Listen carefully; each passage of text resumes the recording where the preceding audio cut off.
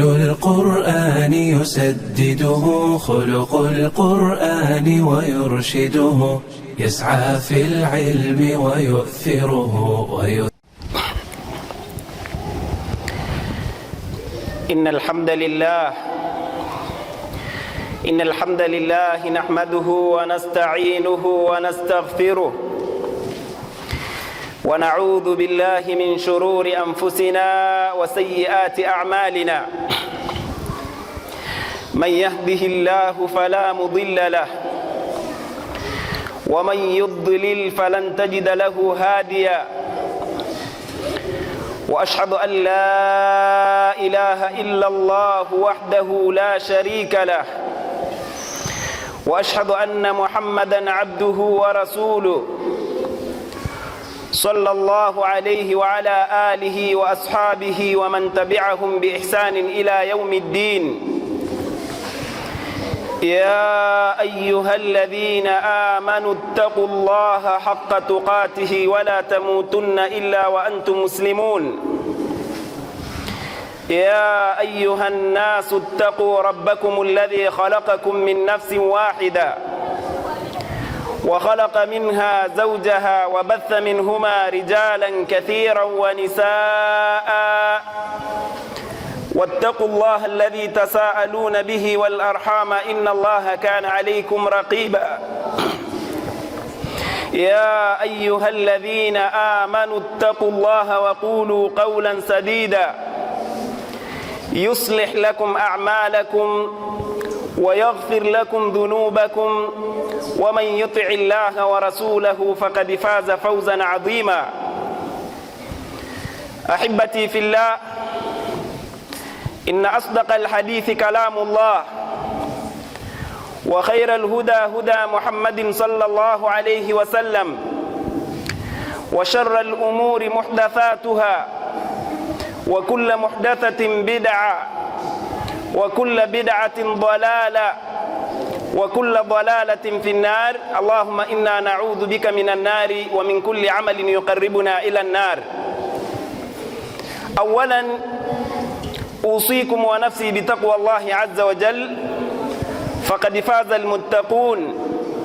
اقرأوا إن شئتم قول الله عز وجل: إن للمتقين مفازا حدائق وأعنابا وكواعب أترابا وكأسا دهاقا إلى آخر الآيات.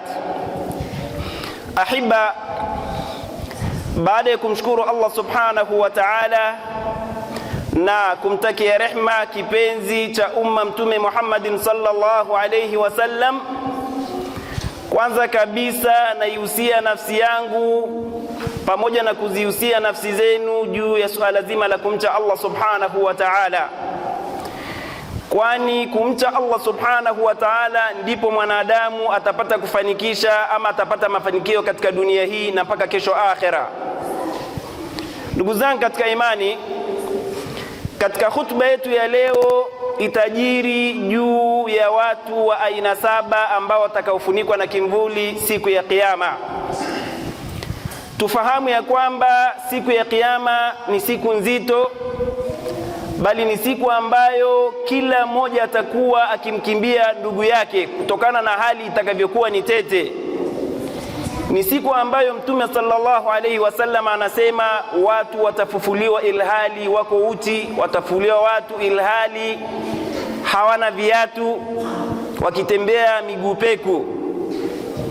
Na siku hiyo ni siku ambayo kila mmoja utaona watu kama anavyosema Allah subhanahu wa ta'ala: ya ayyuhan nasu ttaqu rabbakum, enyi watu mcheni na muogopeni Allah subhanahu wa ta'ala, inna zalzalata saa shay'un adhim, kwani mtetemeko siku ya kiyama ni jambo ambalo ni zito mno.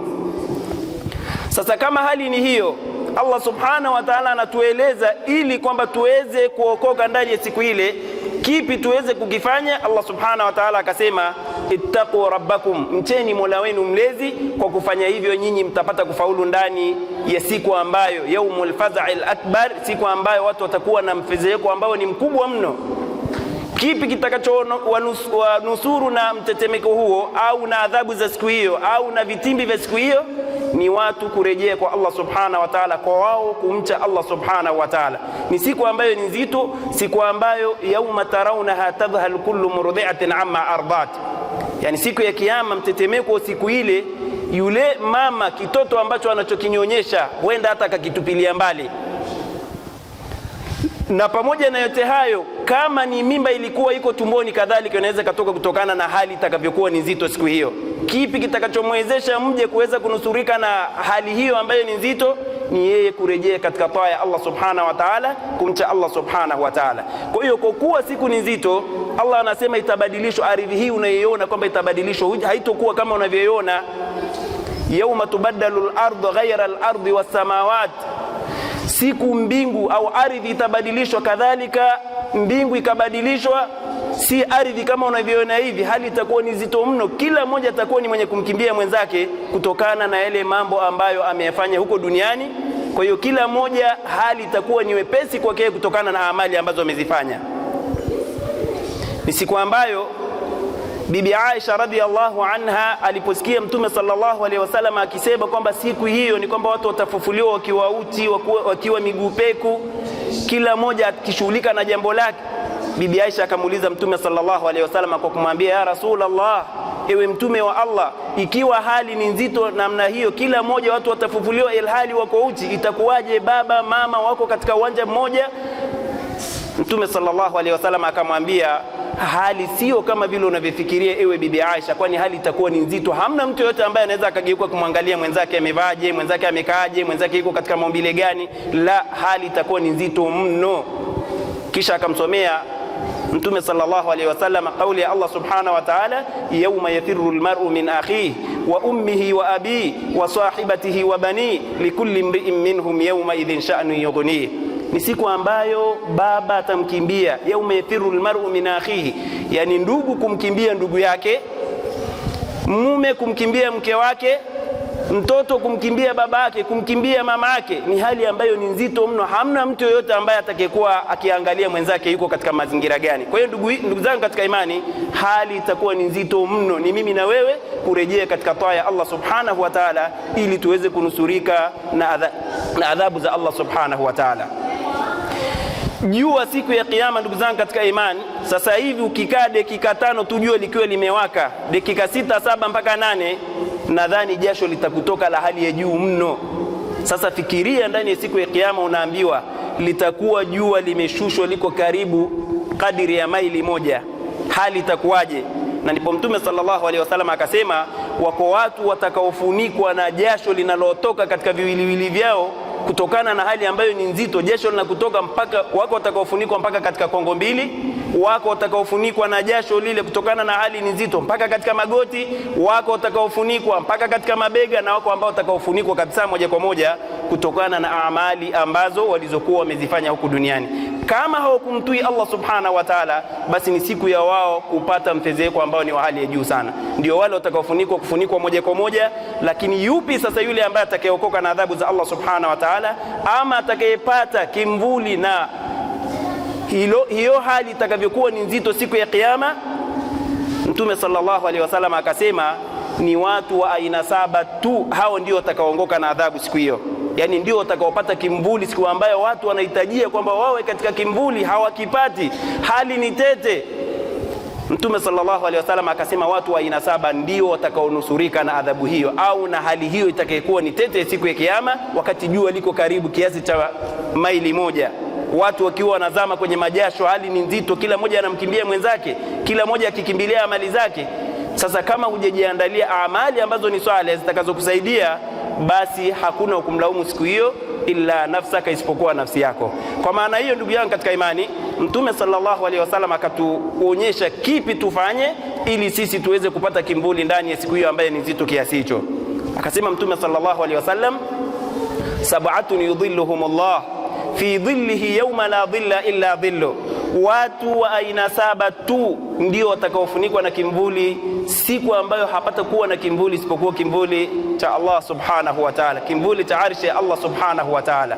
Mtume sallallahu alaihi wasallam katika kuanza kuwataja Akaanza na wa kwanza kabisa akasema imamun adil, ni imamu mwadilifu, kiongozi mwadilifu, kiongozi ambaye ametawalishwa majukumu ya umma kisha akaifikisha kama vile akaendesha kwa kupitia sheria ya Allah subhanahu wa ta'ala, kwa kupitia kitabu cha Allah subhanahu wa ta'ala na sunna sahihi za Mtume Muhammadin sallallahu alaihi wasallam.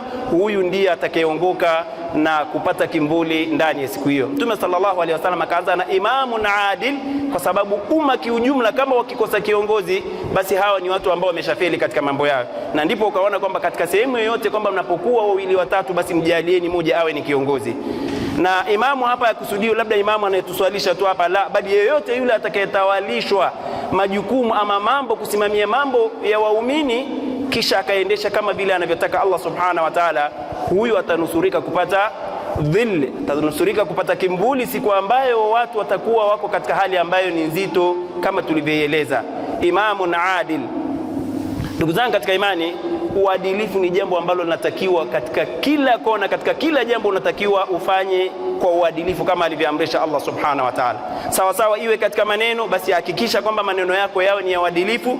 Allah subhanahu wa ta'ala anasema wa idha qultum fa'dilu walau kana dha qurba, na mnaposema basi semeni kwa uadilifu, hata kama yule ambaye unemtolea uadilifu ni mtu wa karibu namna gani, awe ni babako, awe ni mamako, awe ni ndugu yako. Wamekuja watu wawili wamegombana, yuko baba yako mathalan, yuko na mtu mwingine ambaye ni mtu wa kando, wameitilifiana, wewe ukawa ni hakimu wao, basi ile haki kama si ya babako ni yule mwingine, hakikisha kwamba uadilifu unatakiwa usimame. Ndugu zangu katika imani, Allah akasema wa idha qultum fa'dilu, na mnaposema basi fanyeni, semeni kwa uadilifu. Kadhalika mnapotenda, tendeni kwa uadilifu kama vile alivyoamrisha Allah subhanahu wa ta'ala. Abu Bakar as-Siddiq radhiyallahu anhu, khalifa wa kwanza baada ya kuondoka Mtume sallallahu alaihi wasallam, alipotawalishwa madaraka ya kuwa yeye tayari amekuwa ni kiongozi, ni imamu, ni khalifa wa kusimamia masala ya umma wa Kiislamu, baada ya kuwa tayari ameshaondoka Mtume sallallahu alaihi wasallam, alisimama na akaonyesha insaf, akawahutubia watu kwa kuanza kwa kusema ayuhan nas, enyi watu, inni qad ulitu alaikum, hakika yangu mimi nimetawalishwa kwenu ninyi, walastu bikhairikum, lakini haina maana ya kwamba mimi kuwekwa mbele, mimi ni mbora kuliko nyinyi, la, bali ni majukumu kama ilivyo kwamba napokuwa ili watatu wanne watano lazima mmoja wenu mfanyeni kiongozi. Kwa hiyo na mimi nimetawalishwa kusimamia mambo yenu, haina maana ya kwamba mimi ni bora kuliko nyinyi. Abu Bakar as-Siddiq radhiyallahu anhu, na mnamtambua ni nani? Awwal man amana min ar-rijal, wa kwanza kabisa alioamini katika wanaume ni Abu Bakar as-Siddiq, kumwamini Mtume Muhammadin sallallahu alaihi wasallam. Zikitajwa manaqibu za Abu Bakar, bali ikaelezwa kwamba hakuna mtu ambaye jua limechomoza kwa mtu ambaye ni bora baada ya manabii wa Allah subhanahu wa ta'ala zaidi ya kumchomokezea au kuchomoza kwa Abu Bakar as-Siddiq radhiyallahu anhu. Lakini pamoja na yote haya anawaeleza umma kwa kuambia inni qad ulitu alaikum, mimi nimetangulizwa na nimetawalishwa kuwa ni amiri au kuwa ni khalifa kwenu nyinyi, lakini haina maana ya kwamba mimi ni mbora kuliko nyinyi. Kisha akawaambia akamwambia as-sidqu amana. Abu Bakar as-Siddiq radhiyallahu anhu akasema kwamba ukweli ni amana, kwa hiyo lazima afikishe ukweli kama vile alivyoamrisha Allah subhanahu wa ta'ala, wal kidhbu khiyana. Kisha akawaambia na uongo ni khiana, haitakiwi mje katika waja wa Allah subhanahu wa ta'ala kusema uongo, kwa sababu ukifanya hivyo utakuwa umekhini, utakuwa umefanya khiana. Kisha akawaambia wadhaifu fikum, yule anayeonekana kwenye nyinyi ni dhaifu, qawiyun indi, basi huyo ataonekana ndiyo mwenye nguvu kwangu mimi, hatta uriha alayhi haqqa, mpaka nihakikishe kwamba tayari nimeshampatia haki yake. Walqawiyyu fikum dhaifun indi, na yule ambaye anaonekana ni mwenye nguvu kwenu nyinyi, dhaifun indi, kwangu mimi huyo ni dhaifu, hatta akhudha alhaqa min, mpaka nihakikishe kwamba nimeshaichukua haki kutoka kwake yeye. Kwa hiyo ndugu zangu katika imani, uadilifu ni jambo ambalo kila mmoja katika sisi anatakiwa popote anapokuwa, iwe ni katika kauli, iwe ni katika amal, lazima hakikishe kwamba anatekeleza kwa uadilifu kama vile alivyoamrisha Allah subhanahu wa ta'ala.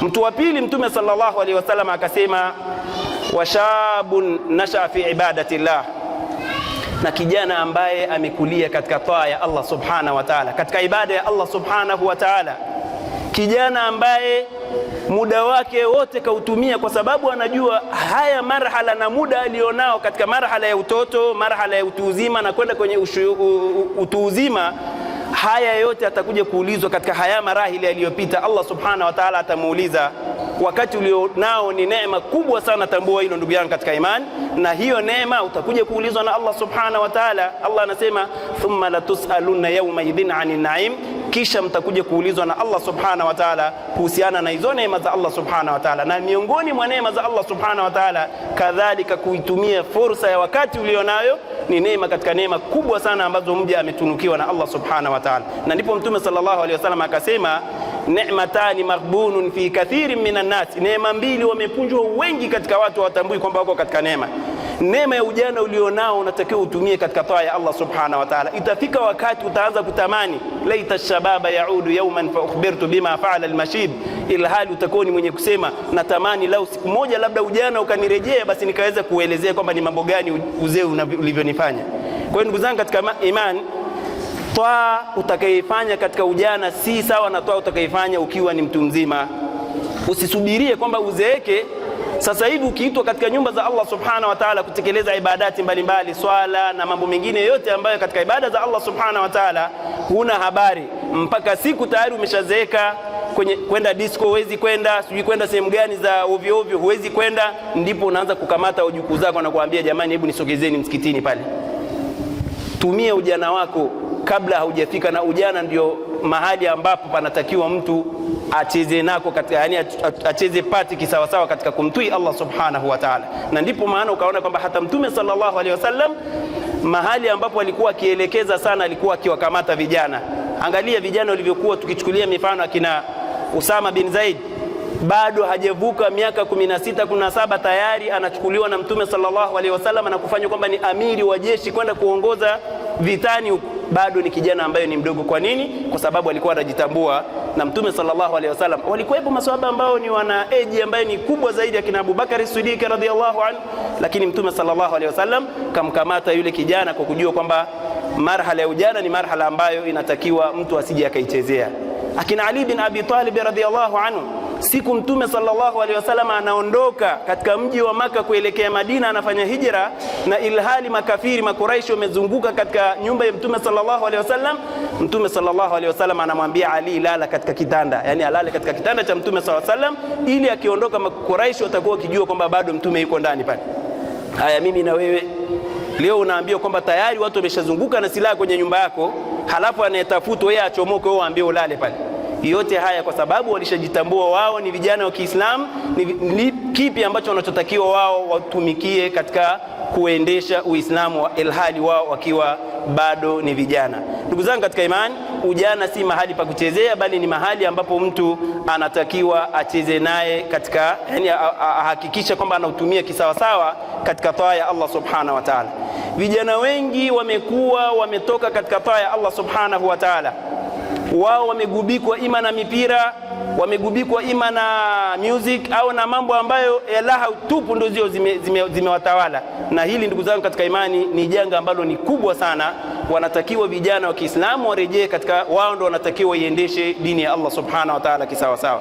Angalia Mtume sallallahu alaihi wasallam ilipokuwa kwamba wanapoitwa kwamba vijana au wanapoitwa watu, inapotangazwa jihad, unakuta swafu ya kwanza ni vijana pale. Maalasafi shadidi, sasa hivi katika jambo la Kiislamu ukiwaambia watu watoke kwa ajili ya jambo fulani la Kiislamu, unaweza kukuta asilimia kubwa labda ni wazee. Vijana wote kila mmoja yuko mitaani huko, yuko kwenye balaa, kila chungu nzima zimewatawala huko hivi. Sasa hili ni janga ambalo ni kubwa. Kila mmoja katika mimi na wewe tunatakiwa tuzinduke, tunatakiwa vijana wetu tuwaelekeze katika taa ya Allah subhanahu wa ta'ala, warejee katika misikiti, warejee. Wewe angalia mfano katika salatu subuhi, mara nyingi unaweza kukuta kwamba katika misikiti yote asilimia kubwa ni wazee. Hawa vijana wamekwenda wapi? Ni kwa sababu ima wamekesha usiku kucha na Twitter, Facebook, sijui Instagram, sijui nini, mwisho wa siku inapigwa Allahu akbar, Allahu akbar. Shetani naye yuko anacheza daura, anamwambia wewe endelea kulala tu, bado muda ni mrefu, endelea kubaki na usingizi wako, muda bado ni mrefu. Unakuja kuzinduka saa 1 saa 2 huko hivyo. Haya, swala ina wakati wake, na Allah subhanahu wa ta'ala anasema inna salata kanat ala almu'minina kitaba mawquta. Swala imewekewa wakati maalumu. Wewe unakuja kuiswali kwa wakati ambao unautaka wewe, kwa sababu si kwamba hata kuna jambo, ikiwa kuna jambo ambalo ni la toa unalifanya na ikafika wakati wa swala ukaendelea na jambo lile ukapoteza ule muda wa swala, utakuwa ni masuulu mbele ya Allah subhanahu wa ta'ala. Haya, huyu ambaye yeye amekesha ima kwenye mitandao tena kuangalia vitu ambavyo ni vya ovyo vichafu, anategemea nini na inakuja kupigwa adhana ya salatul fajr na ilhali hajitambui? Ndugu zangu katika imani, tumuombe Allah subhanahu wa ta'ala atuongoze katika njia ya haki na aongoze vijana katika kuitambua dini yao na kisha kuifanyia kazi. Alhamdulillah, innal hamdalillah nahmaduhu wa nasta'inuhu wa nastaghfiruh wa na'udhu billahi min shururi anfusina wa sayyiati a'malina wa ba'd. Ndugu zangu katika imani, baada ya kumshukuru Allah subhanahu wa ta'ala mara ya pili, tutambue kwamba katika watu wa aina 7 watakaofunikwa na kimvuli siku ya kiyama, wa kwanza tumesema ni imamun adil, wa pili tukasema ni shabun nasha fi ibadatillah, ni kijana ambaye amekulia katika taa ya Allah subhanahu wa ta'ala, kijana anayejituma katika ujana wake, kwa sababu anajua kabisa katika ujana alionao atakuwa ni masuulu, atakuja kuulizwa. Na ndipo Mtume sallallahu alaihi wasallam akasema, mmoja wenu hatonyanyua unyayo wake siku ya kiyama mbele ya Allah subhanahu wa ta'ala hatta yusala an khamsin, paka aulizwe juu ya mambo matano. Miongoni mwa mambo matano hayo Mtume sallallahu alaihi wasallam akasema, na ujana wako uliutumia, umri wako uliutumia katika mazingira gani? Bali pia Mtume sallallahu alaihi wasallam akasema mambo matano yafanyie kazi kabla ya matano hayaje kufika. Mtume sallallahu alaihi wasallam akasema, washababuka kabla haramik, na ujana wako utumie kabla uzee haujakufika, kwa sababu kufika uzee utatamani uyafanye yale ambayo ulikuwa ni mwenye kujituma kuyafanya katika harakati mbalimbali, lakini tayari umeshadhoofika. Na haya ni marahili Allah subhanahu wa ta'ala. Allah anamuumba binadamu akiwa katika udhaifu, anapozaliwa anakwenda anafika katika ujana, anakuwa na nguvu, anakwenda anafika katika uzee, mwisho usiku anakuja kama anakuwa kama mtoto mdogo kiasi kwamba hawezi kufanya lolote lile. Sasa huu muda ambao ndo wa nguvu ambao anatakiwa kijana utumie haraka sana katika kumtii Allah subhanahu wa ta'ala, ili uweze kunufaika na yale ambayo amekuandalia Allah subhanahu wa ta'ala siku ya kiyama.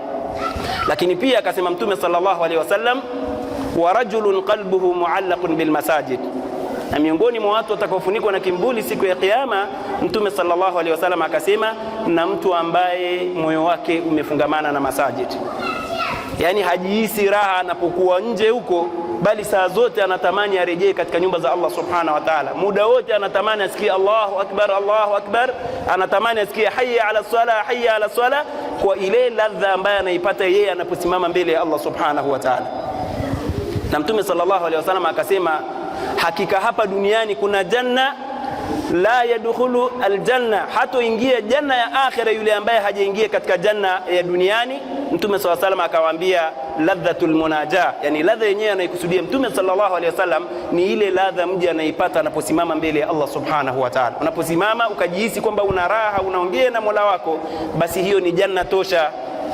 Na ukijihisi kwamba unasimama unaitwa kwenye swala unajihisi uzito, ukija unakuja kuswali unaswali ili hali umesimama kizembezembe na nini, hizo ni swala za wanafiki, kama alivyosema Allah subhanahu wa ta'ala, innal munafiqina yukhadi'una Allah, hakika wanafiki wanamdanganya Allah subhanahu wa ta'ala. Lakini watambue kwamba hakuna wanayemdanganya, kwamba hawamdanganyi Allah subhanahu wa ta'ala, bali wanazidanganya nafsi zao. Wa idha qamu ila sala, na pindi wanaposimama katika swala watu ambao ni wanafiki, Allah subhanahu wa ta'ala anasema qamu kusala, husimama kiuzembe. Unakuta mtu kasimama mbele ya Allah subhanahu wa ta'ala anapiga miayo, anainua macho juu. Na sisi tunaamrishwa kwamba mtu unaposimama, simama kwa khushu. Unaposimama tambua kwanza uliosimama mbele yake ni nani, ni Allah azza wa jalla. Unamnongoneza Allah subhanahu wa ta'ala na ilhali kwamba umeacha akili yako mbali, umesimama kiwiliwili, ndipo unakuta kwamba shetani amekuvaa, unapiga miayo, unaangalia huku na kule. Haiwezekani kwamba eti utarajie kwamba na Allah subhanahu wa ta'ala katika maombi ambayo anaitikia ni ya mja wake anapomuomba na ilhali moyo wake uko hadhir. Mtume sallallahu alaihi wasallam akasema, Allah haitikii dua ya mtu anayemuomba na ilhali kwamba moyo wake uko mbali kabisa. Allahumma atina, rabbana atina fi dunya hasana wa fil akhirati hasana, na ilhali moyo wako uko sokoni, moyo wako uko sujui kwenye mpira, moyo wako uko wapi, Allah hawezi kuitikia dua yako. Chukulia mfano umesimama mbele ya kiongozi wa dunia tu, unasimamaje? Kama ni mavazi, lazima utakuwa umevaa mavazi ambayo huenda pengine yale uliandaa kwa munasaba maalum, tena umeyashona ndani ya muda huu hujai kuyavaa. Sasa vipi unakwenda kusimama mbele ya Allah subhanahu wa ta'ala na ilhali umesimama kiuzembe, kiuvivu? La, tubadilike ndugu zangu katika imani, ili tuweze kupata yale ambayo Allah subhanahu wa ta'ala ametuandalia. Na kwa hiyo turudi pale pale, tunasema na mtu wa tatu ni katika watu ambao, yani wale watu ambao watakaofunikwa na kimvuli siku ya kiyama. Mtume sallallahu alaihi wasallam akasema ni mtu ambaye kila inapopigwa adhana unamkuta yuko msikitini. Tuangalie mifano ya wema uliotangulia, kina Said ibn al-Musayyib. Wewe jiulize, kwa siku tu swala zile za faradhi kwa jamaa umeziswali mara ngapi? Unaweza kukuta kwamba pengine umediriki tu salatu subuhi peke yake kama umejaliwa, hizi zingine zote huko bize, huko mashghul, kuna habari na swala. Utakuja kuswali, ima ukienda kuswali utaswali na ilhali tayari jamaa imeshapita. Said bin al-Musayyib anakwambia hajawahi kukosa takbira ya ihram, takbiratul ihram nyuma ya imam. Ile inapokimiwa swala, imamu anapiga Allahu akbar, kwa muda wa miaka 40 hajawahi kukosa takbiratul ihram nyuma ya imam. Haya, mimi na wewe ndugu zangu katika imani, kwa hiyo tuzinduke na tubadilike na turejee katika taa kama anavyotuamrisha Allah subhanahu wa ta'ala na kama alivyotufundisha Mtume Muhammadin sallallahu alayhi wa alihi wasallam. Kwa kuwa muda si rafiki, tutaishia hapa. Allahumma inna nas'aluka mujibati rahmatik wa na'udhu bika minan nar.